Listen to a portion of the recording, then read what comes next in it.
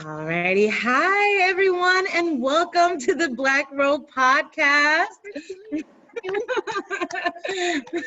did it. We're launched. This is it. This is official first episode of the Black Robe podcast. My name is Anzhane Slaughter, and I'm the host of today's segment. I'm sitting here next to the beautiful Carol Mitchell.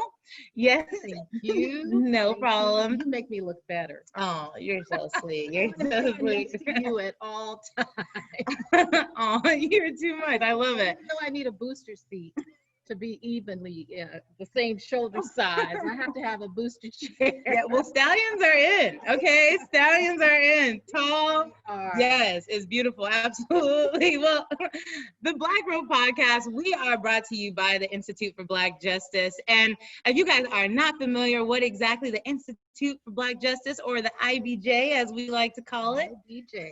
Please visit our website at www.instituteforblackjustice.org. You can find our launch, which was also another wonderful video there posted on our website. So we definitely encourage you to visit us there and to learn a little bit more about the organization itself. But today we are we're here right now. This is the Black Robe podcast. And a little bit about the podcast, given that it is our first one, right? We got to give a little backstory. Now, the name actually comes from the black robes that we see our justices wear, right? And we specifically wanted to title our podcast The Black Robes because we are putting on the robes as community members, okay? As Black people. We are taking the power. Right.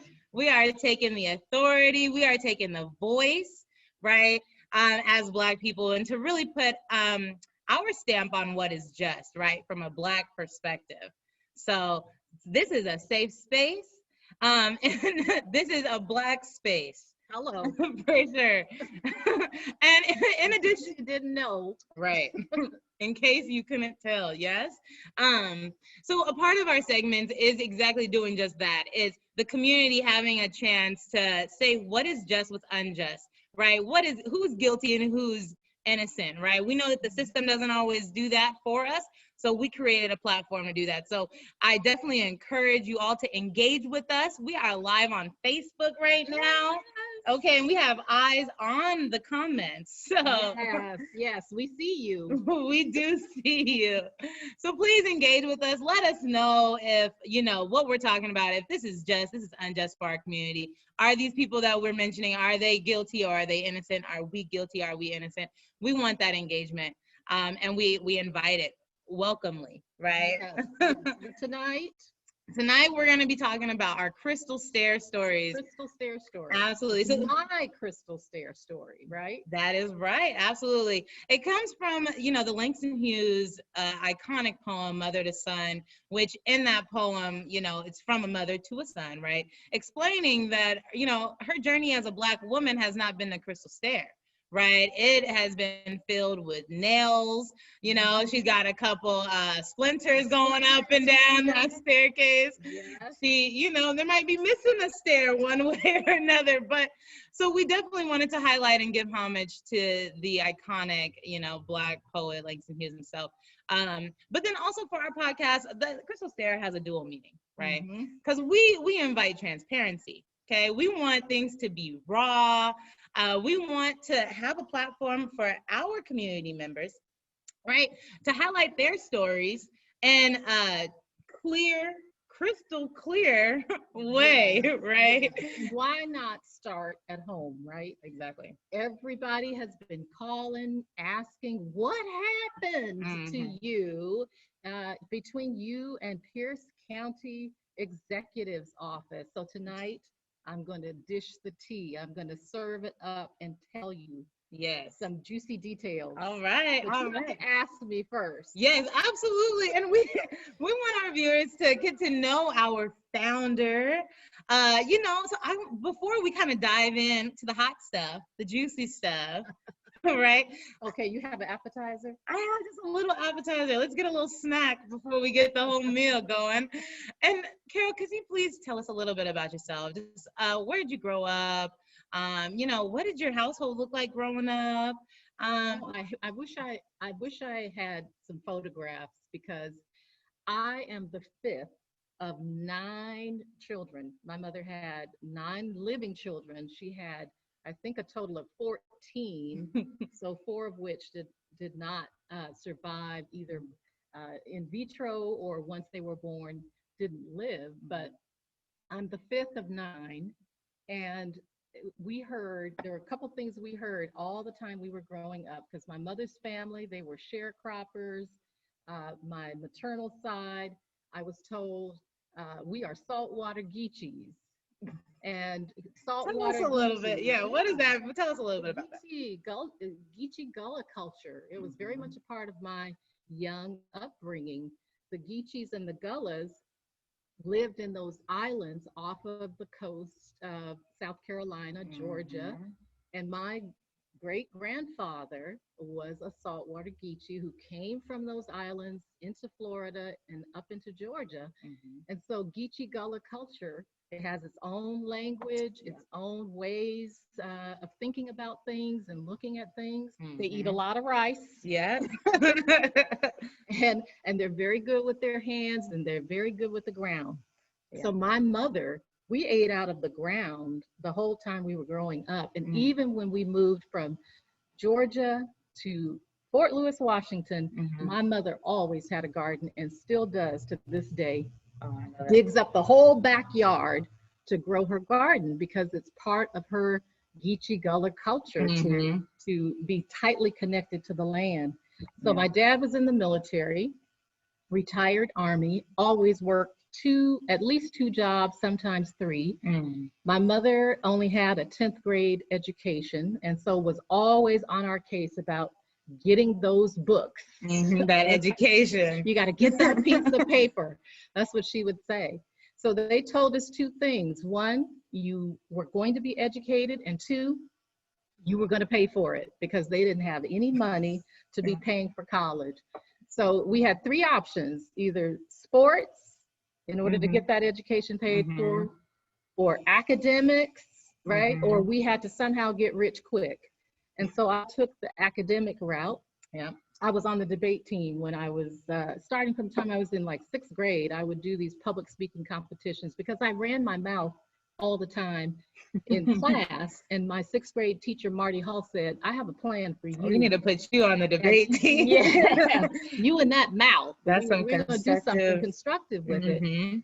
And to me, she and others like Wally Platt, teachers I had in grade school out at Thompson Elementary in beautiful downtown Spanaway, they were beautiful examples of what can happen when an adult who looks at behavior that they could say, oh, that's negative, but sees a possibility to turn that into something very positive for that child and even for them. I had a lot of trophies in that case before I left Thompson Elementary School. Yeah, but your debate did not leave you, or, you stuck with that. Yes. Right? Yes, I did. So I started, but here's the challenge was I had these teachers at school who were always whispering in my ear about what I could do, where I could go, and what was possible. But then I had my mother's example and my mother's voice saying, you need to just be a good wife and a good mother and find yourself a good man, right? Like, oh, Lord. Oh, okay. So that dichotomy, right? Yeah. Of knowing you have something to offer the world, just as a woman, as a Black woman, and at the same time, the messaging in your Geechee Gullah household is you better know how to cook some rice and fry some chicken. Be a little domesticated as a woman, right? And so I can do both, right? I can bring home the bacon and queen. fry it up in the pan. I know, that's right. Never let him forget he's a man. Okay, all right. I can do all of that too. The challenge comes in when you come out of this strong grounding. You have these parents who have set you up to be self-reliant and self-sustaining and self-sufficient. And then you have people who make sure you get what you need and get access to opportunity. All you have to do is have some courage and just step into that space that's being created for you. The problem is that strength sometimes, when I stepped into the county, I stepped in there believing I was equal. Although I was dealing with power brokers and people who had been partners in law firms and mayors and city council people and whatever. Right. No. I said I'm still equal because I bring to the table the same kind of possibility, the same kind of potential that they bring. And as far as I could see, they put their underwear on one leg at a time, just like you did. So, absolutely. It's funny because they had that I didn't have. No matter what environment it is, and for you, it was a very senior level, high executive environment. For those that just need a quick refresher, right? We're talking about the Pierce County Executive's Office, and you can kind of consider this to be like the president of the county, the CEO of the county, right? So we have a U.S. president, right? And then you have the president of your state, right? The governor. So just think every county also has a president, and that's going to be the executive. So she was around the head of the head for Pierce County, okay? Yeah, and they came knocking on my door. Right. I was not looking for a job. When they came knocking on my door, I was thrilled and happy to be working at Metro Parks. It was so much fun to work at So the county came and recruited me. And I have to admit, I was not really interested in working in, quote, justice services. I thought that was going to be a whole bunch of criminality and jail and things that I really didn't think I wanted to do.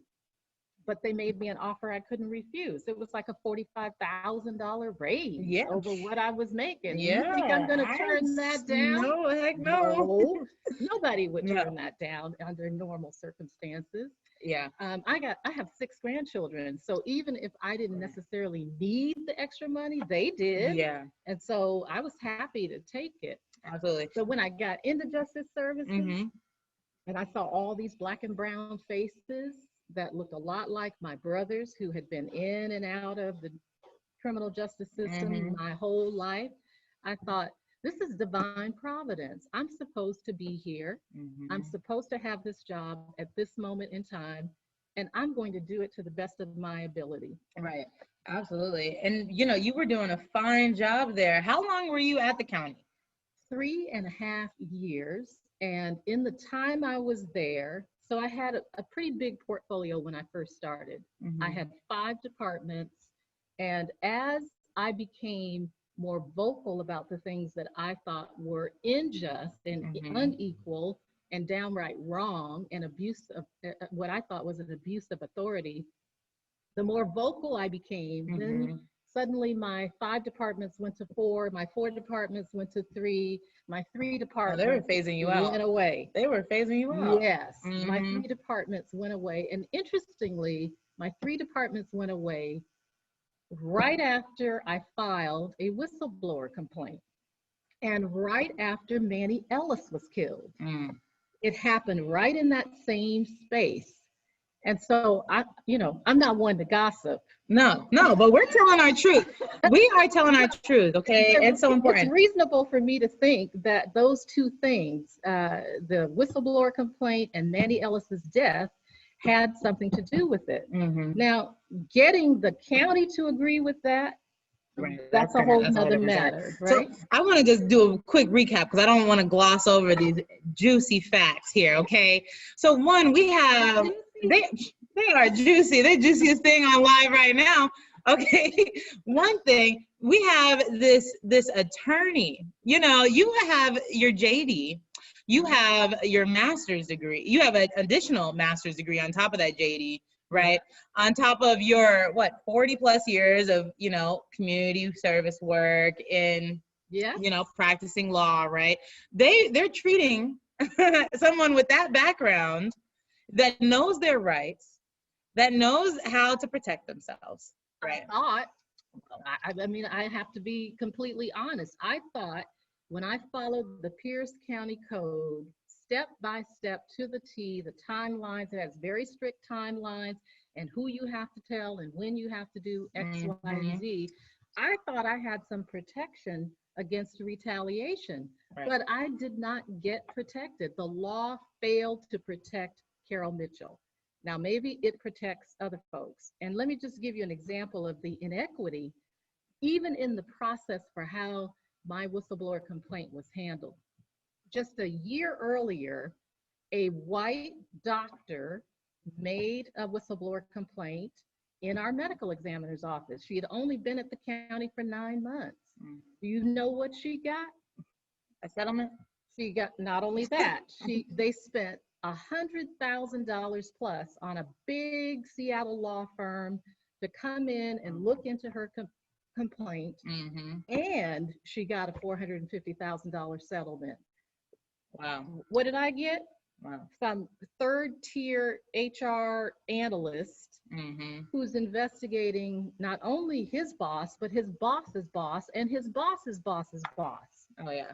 So What do you think my odds of getting a fair, equitable evaluation or investigation? 0 to none. And then the statute says, well, sorry, Carol, you have to take an appeal back to the same department that just told you that nothing wrong happened. Right. So you take the appeal back to that department, and guess what they found? Nothing wrong happened, Carol. Nothing wrong happened. Well, the investigation happened in-house. It happened in-house. So how exactly? Instead of spending $100,000, they spent $35. Oh my goodness. $35. $35. So those who are just joining us now on the live, this here is Carol Mitchell. She was the senior counsel over for justice in the Pierce County, under the Pierce County Executive's Office, Bruce Dameyer. She was it late July? She was wrongfully. Yes, the 3-minute call. Right, late July. She was wrongfully terminated, wrongfully fired over what? You said 3-minute call, right? Hey, they called my personal phone. You know, I thought I was getting ready to get a raise or a promotion. Dan Gribb called me and said, this is your last day. Make arrangements to come get your stuff. Because all of my personal belongings, everything was still in the office in the county city building. I just got my things a week ago. A week ago. Today is October 15th. A week ago. And this happened July 23rd. 23rd. And they took all my notes and files. You know they did. Of course, yeah. You know they did. Try to get any sort of proof or evidence that you had a separate agenda. Because so after she was fired, about a month later, about a month later, Bruce Dameyer, who is the sitting Pierce County exec that's going up for election, please keep that in mind, right? He releases this statement. And it's still posted on his Twitter account at Bruce Dameyer, BruceDammeier. Okay, that's his Twitter account name. His statement is, you may have seen that a former staffer of mine covering criminal justice issues is supporting my opponent who wants to defund our police. It became clear to me some time ago she had her own political agenda and that my vision for Pierce County was of minimal importance to her. Let me be clear. I oppose defunding our police. We've been working on criminal justice reforms that I expect will be presented to our county council in early September. I look forward to sharing those with you as soon as they are finalized, end quote. That was the statement released a month after she was wrongfully fired for whistleblowing. And let me tell you why he did it when he did it. The week before that tweet, my attorneys, which by the way, I have said this before on another podcast, a lawyer that has herself as a client has a fool for a lawyer. So I have really good counsel. I hired good counsel the same day that this happened because I knew this was completely related to the whistleblower complaint, and I was convinced of that, and I wanted somebody else to look into it. But they had agreed, the county had agreed that they would stay. We had agreed they would stay the whistleblower review appeal process and go to mediation. We were supposed to go to mediation. Oh, they agreed to mediation. They had on September 28th, the day after the judge signs the stay. Their attorneys call up and say, oh, sorry, we can't make it on the 28th. We need to move it out. And we said, hell no, we're not moving it out because I had already been waiting since July 23rd. Right. We were already a month out. Yeah. And by the way, they're holding up my unemployment compensation, right? Of course. So Of I'm the course. one Gotta wait till the suffering. black I'm woman the go. one waiting. Yeah. And they wanted to push it out because they wanted to wait until after the election's over. I get Right. it. I understand. I told the judge that. I get it. They Mm-hmm. want to wait until after the election's over. And hopefully Carol will keep her mouth shut and stay away. So I told my lawyer, hey, I can wait, but I'm not going to keep my mouth shut about it because Mm-hmm. what they did was wrong. And I'm just going to tell my story. Absolutely. And it's just your Let it, truth. let It's the one truth. thing that a lot of us, not only Black women, but Black men, we feel like we cannot openly express how we feel. You know, the wrongs that have been done to us. People always like to minimize or, just downplay our emotions, our feelings, Yeah, so right? so they said no to mediation. So guess what we did? We filed the tort claim at the county.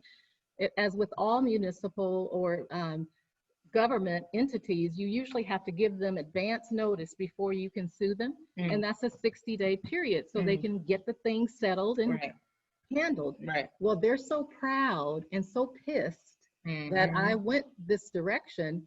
They don't want to settle. They don't want to mediate. They don't want to negotiate. They want to take it all the way.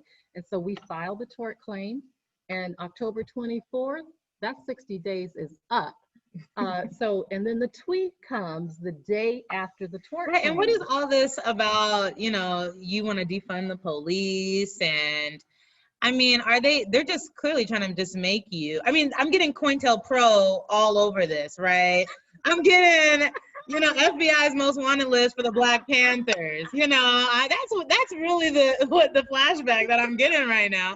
They're trying to make you seem like you're some militant. It must be that piss you see It, I've been it getting. must be okay, but you're not. Cuba's not. She doesn't. You don't have to flee to Cuba. Oh, Okay, we're not going anywhere, no, Bruce. no, I'm not going anywhere. I'm staying right here. I'm telling my story. Mhm. Let the chips fall where they may.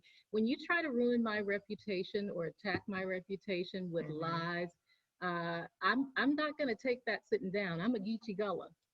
It's a And Gucci we girl. fight back, and we fight back hard. Now, if we lose, we lose, but we Mhm. go down fighting, kicking, because what happened was wrong. If I don't Absolutely. fight for myself, I have no business founding an institute that's set up to fight for anybody else. I Yeah. have to be my first customer. But our baby was Yes. born as a result of all this foolishness. We have a new Absolutely. baby. Do And we I say have that? you. Yes, you do. You're not getting rid of me either.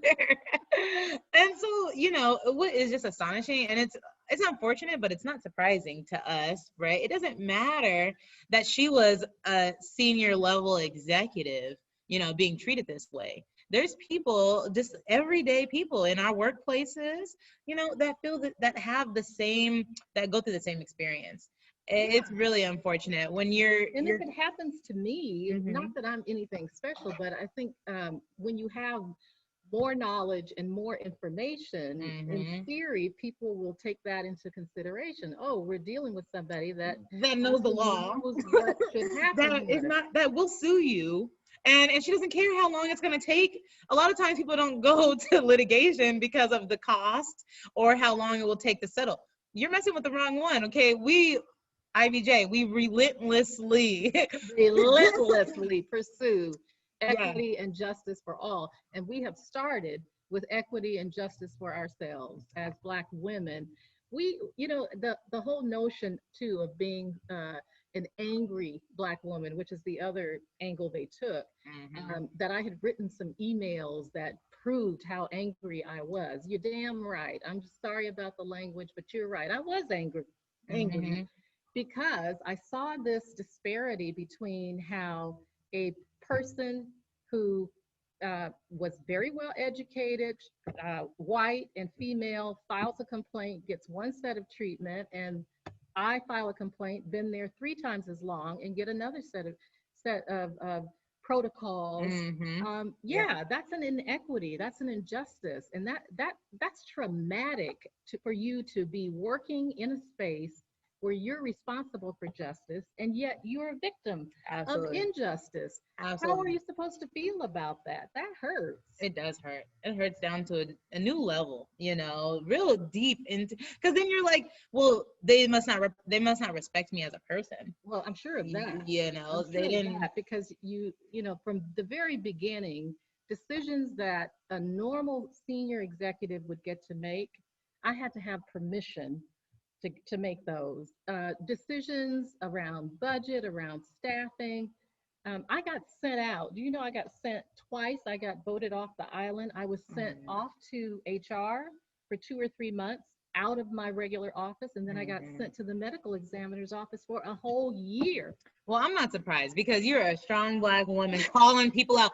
And, that was your role, though. That was what he hired you to do, right? Correct me if I'm wrong, but Bruce hired you to be the ears on the ground, right? He wanted you to tell him when you saw, from your Black perspective, when his cabinet or his leadership was not showing equity here in Pierce County. You were supposed to call him out and say, hey, this is how you could, help your image. I did. And that's when you got fired. And that's when you got fired. It's the window dresser's burden, right? That's what I call it. You're elevated, but you're not really free. You're in the house, but you're not a member of the family. And they make sure you know that by marginalizing you, keeping you out of information you need to be fully informed so you can make decisions. Yep. And you are the only person.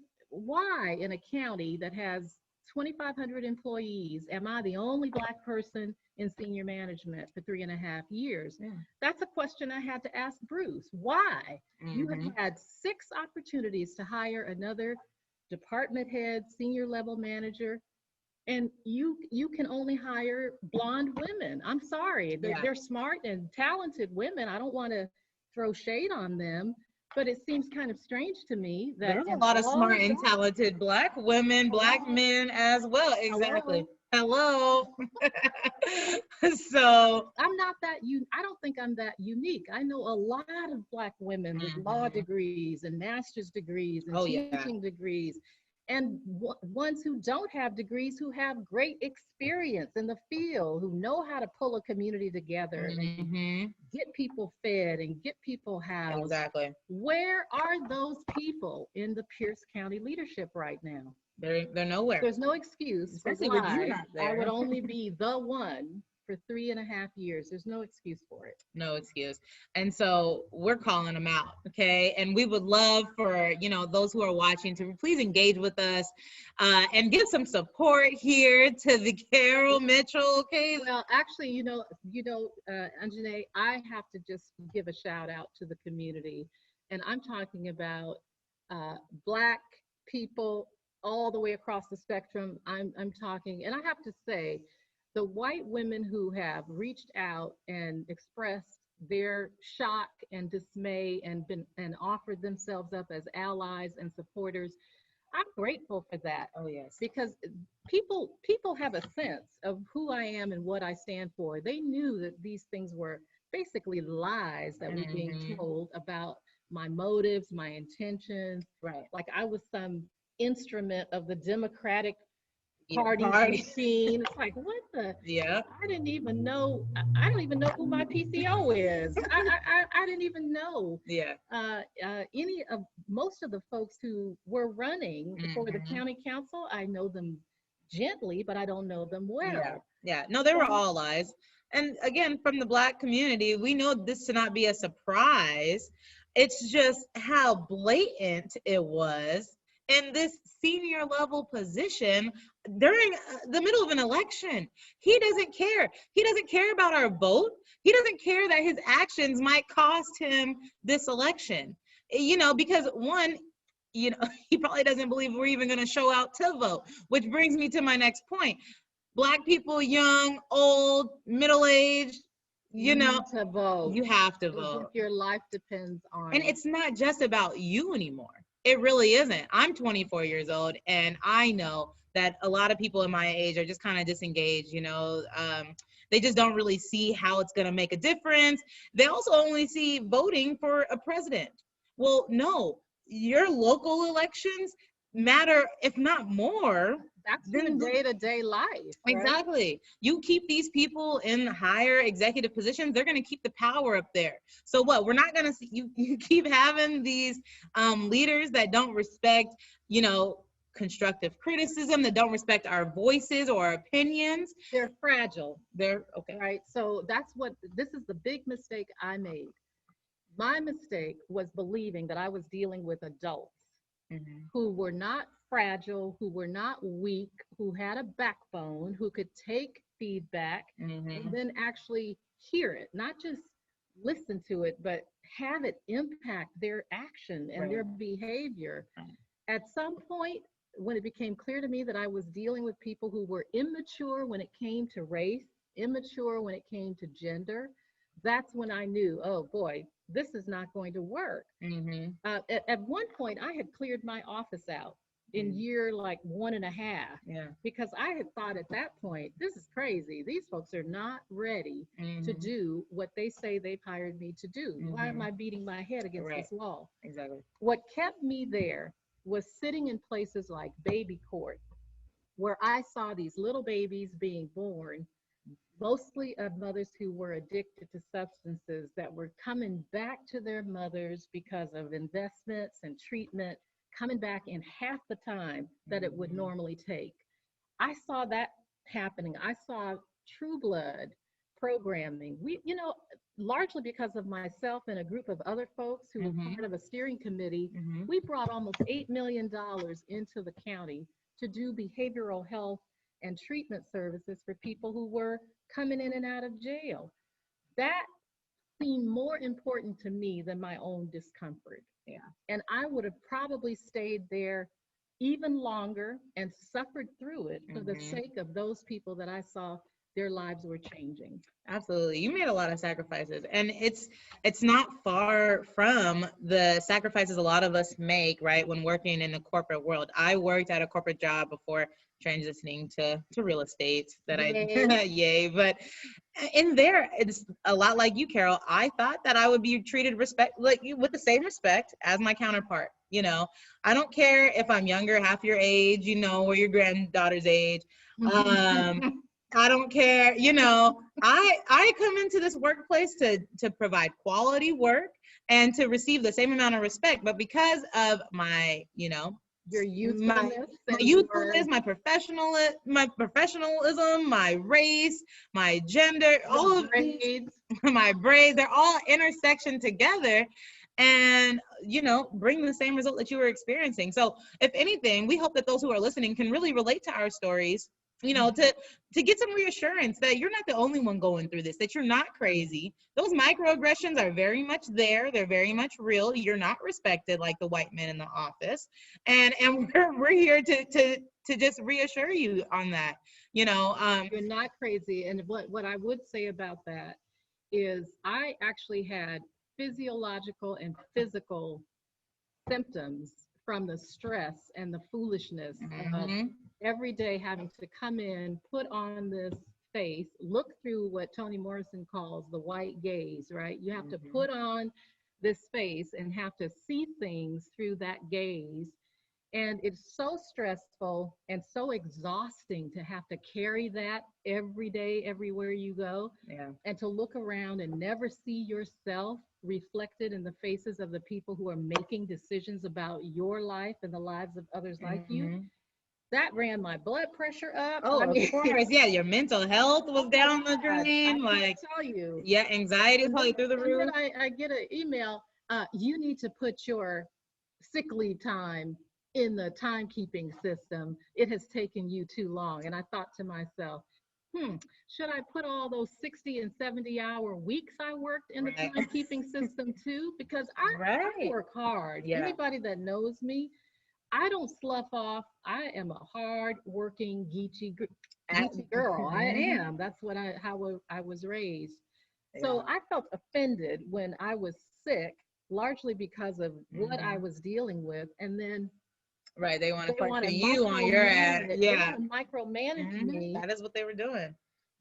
No. And so as you're preparing for October 24th, okay, we going to trial, or we going, not trial, but I don't know. No, we're going to court. Trial the lawsuits. Okay. What advice would you give? Because as we just stated, there are professionals in many sectors that feel these same things, right? What can they do as they're feeling these microaggressions to kind of arm themselves, prepare themselves, protect themselves from the unfortunate event of a wrongful termination? What can they do as they're experiencing, their mental health diminishing, right? As their health is going out the window. Yeah. You better go take care of yourself. Take care of your body, your mind, your spirit, your soul. If you think that way, and legally, you need to do it. But I also, I'm a kinetic and a visual learner. So people would call me when they needed notes from a meeting, because I always had a notebook in my hand everywhere I went, every day, all the time. Okay. And so, they took my notebooks, right? They went into my office. They have a lot of my notebooks, but they don't have them all. There you go. And I started as things started to get a little crazy, I would send myself an email. If it was an email that I had generated expressing concerns, I would print a copy of it and take it home for myself, or I would send myself a copy of it to my own email, because I needed to keep a record of what was happening to me in case what happened, right? In case I found myself in this situation, I wanted some proof that I was not crazy, that these things were actually happening. Absolutely. So you guys heard it right there from the attorney herself. Okay. Yes. Keep a log, email yourself when you see, when you don't get responses back or any sort of disrespect, have that record so that in case you need it, you'll have it there. And it probably wouldn't hurt. I had somebody tell me, "Oh, don't put that in writing. Just come talk to me." Okay, yeah, right. Of course. Yeah. Well, and if they tell you that, fine, go in, have that conversation, and when you leave it, go write down what happened in that meeting. But keep track of what people are saying and doing, and who's present and who's listening. Keep track, because guess what? They're doing exactly the same thing when they deal with you. Exactly. And when it comes to mental health, if you guys do need an evaluation, please go out there and go to that therapist. Oh, yes. Get the evaluation so that you can also keep a record of that. And Black folks don't, we don't. Dave Chappelle. We don't, but we need to. Yes, we need to. Okay, we can't always talk to family, your mama. Dave Chappelle real quick. He said, what did he say? White people, when their mental health is failing, they go seek therapy and behavioral health treatment.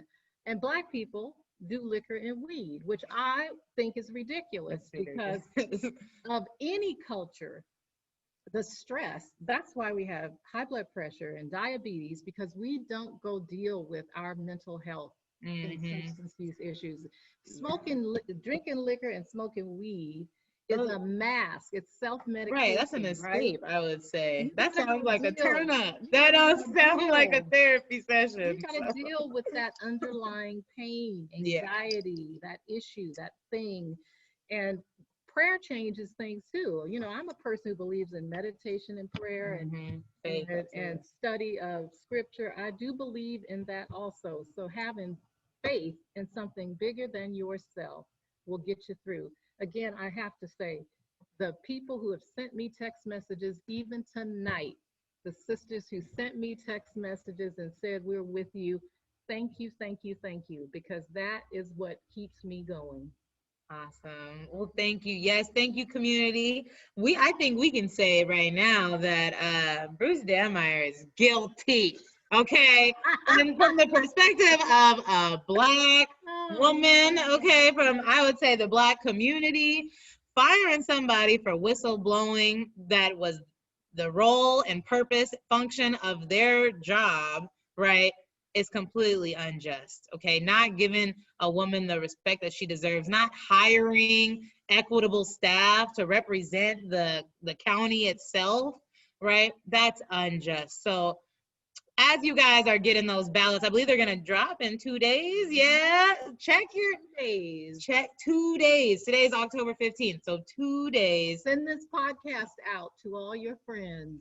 Absolutely. Please do. Please share. Let's get this word out. As you're voting, make the right decision. Okay, vote for someone who respects the voice of a Black woman, not only just a Black woman, but the senior counsel of justice. Come on. If I'm gonna vote for somebody, it needs to be somebody that has a plan for equity, somebody that has a plan for recovery from COVID-19 impacts.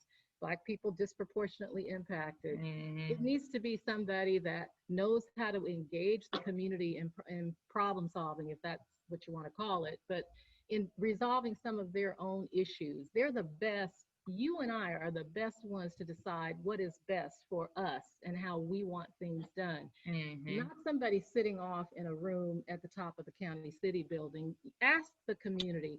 That's who I'm going to vote for, somebody who brings those values, who has leadership skills, who has proven that they will listen and follow the advice and wisdom of the people that they have hired. All right. Well, you heard it, and I'm gonna follow you on that. Okay, I'm not voting for Bruce. Listen, if you need some help, call me. Call us. All right, guys. Well, that concludes our Crystal Stair Stories today with Miss Carol Mitchell. Thank you again so much for sharing your truth with us here live.